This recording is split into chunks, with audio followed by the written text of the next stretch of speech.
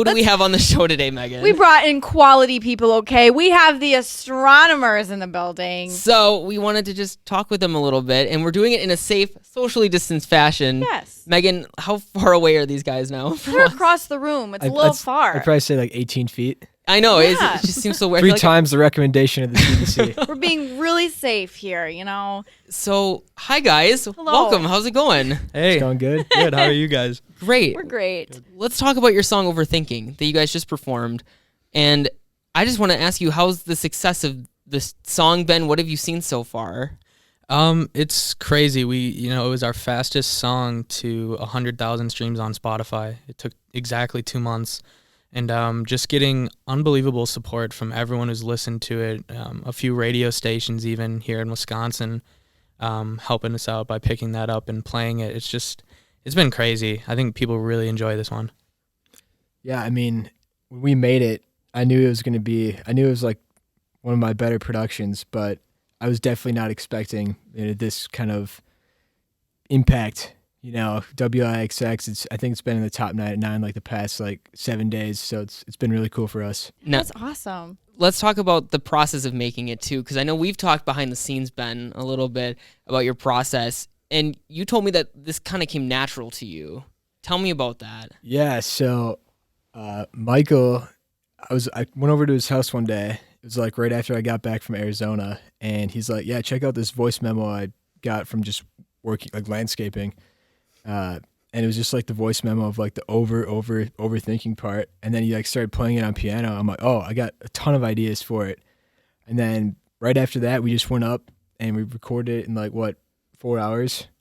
Well, it was funny because, like he said, I originally, I was working with my aunt at our landscaping job, just a house. And I was like, hey, Cindy, that's her name. I was like, can I go record this? I have a great idea for a song. She's like, oh yeah, go do it. We'll just come right back. And I'm like, okay.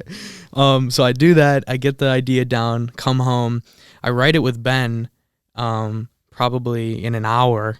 We wrote that really fast, and we were able to just put it down on paper and, constantly got more ideas. It was one of the quickest songs we really formed together, I think, so far. So, But yeah, some of the process to kind of go into it is it started with the piano, just that really kind of wacky piano. And then we just kind of built around that. And, 4 hours later, we kind of had the skeleton of the song done, which is awesome. And that chorus, though, too. I find myself singing that chorus it's the so catchy. What was the process of coming up with that chorus line? Well, it's so funny. We both kind of, I think, had that idea. The first time it actually came together, I was on my way up to get my hair cut. I was on the highway and I was listening to what we had so far in the car, and we had up to the la-di-das so far. And so I was listening to that, and I was on the highway and I was like, oh, la-di-da-di-da-di-da. And I was laughing so hard because I was like, that is going to be so awesome. I took out my phone, did another voice memo. I called Ben about it too while I was driving. I was like, dude, Ben, I got it.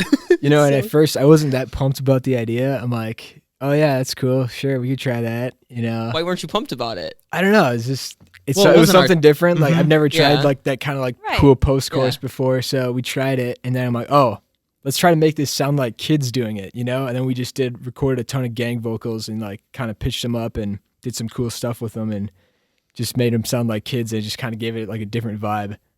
Yeah, that's awesome. I love the sound of the song. It's so catchy, and like you said, I sing it all the time in my head. So I love the song personally. Thank you. Thank you. Yeah.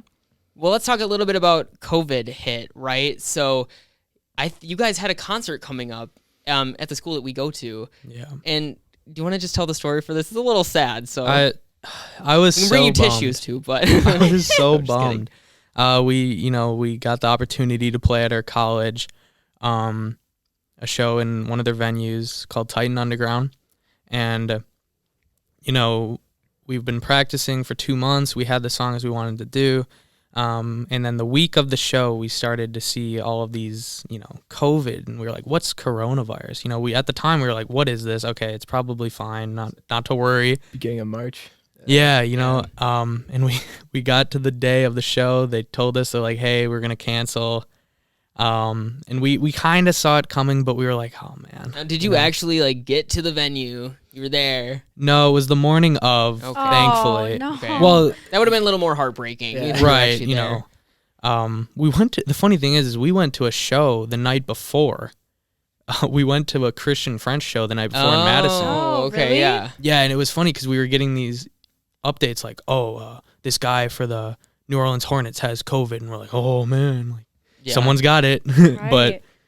yeah, you know, And then the whole world crumbles after that. crazy. It kind of worked out a little bit though, because we were able to really focus on music and get better. So it wasn't, we were excited to play the show, but now we got a lot better stuff, a lot better music. And for our first show, I think it'll be even better. Yeah, I think it's important to find like the blessings in disguise. Right. I know like COVID was such a hard time, but especially for artists, I think this is a perfect time for them to just like hunker down and like work on new like Totally. content. That's what I've been hearing a lot of too, is a lot of Right. artists said, you know what, like the pandemic has been awful, but it's also been a blessing in a sense because, got to take that little bit of a break and, maybe kind of refocus on their music and stuff. Did you guys find like a new sound or anything like while you guys were? Absolutely. Our next EP is so different from our first one. It's definitely kind of moving away from the EDM electronic stuff, and it's more, I don't know, I'd say it's a good blend of like AJR, Quinn 92, and Surfaces, those kinds of like styles. That's Yeah. probably the best way to describe it. A lot of like brass sections, a lot of those like catchy post choruses, and just unique kind of productions. Yeah, I would second that. I think, as much as everything has been such a bummer this year with, biggest thing is not having shows. But it has allowed Ben and I to truly find where we have wanted to bring this project to. Starting out, we liked certain bands and we wanted to emulate that. Now we're starting to figure out, all right, what are the Astronomers going to do Right. to make us?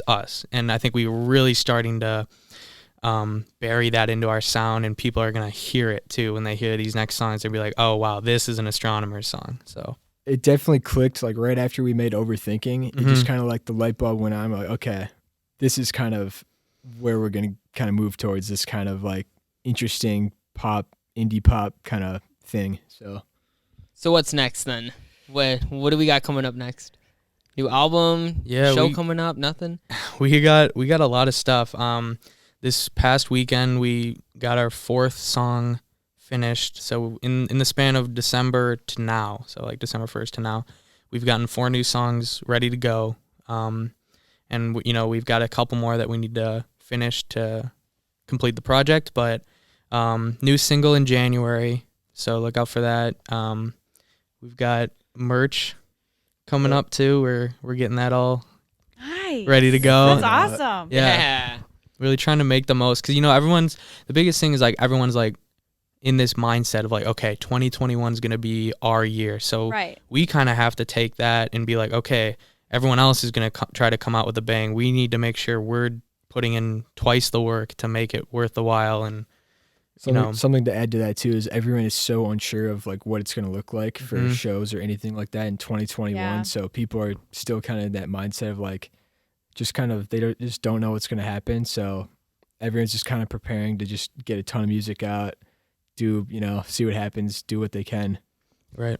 Absolutely. But I think you guys are on a great track right now anyways, on the rise. You guys are incredible to watch, especially on social media too. It is incredible to see you guys grow and create music and do what you love despite the world circumstances, right? Right. And there we go.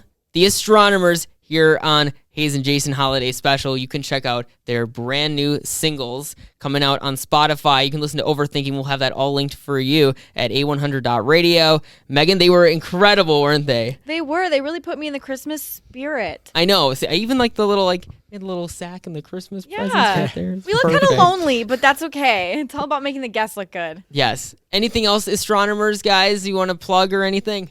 Just, thanks for having us on the show again. It's always a great time coming and hanging with y'all. And yeah, look out for new music early 2021. Ton of new music on excited. the way. Thanks for having us. Awesome. Yeah. Thank you for being the first performers in the Hayes and Jason Let's go. Performing Arts Center. Let's go. All right. Hayes and Jason Holiday Special will continue right after this. Hang on.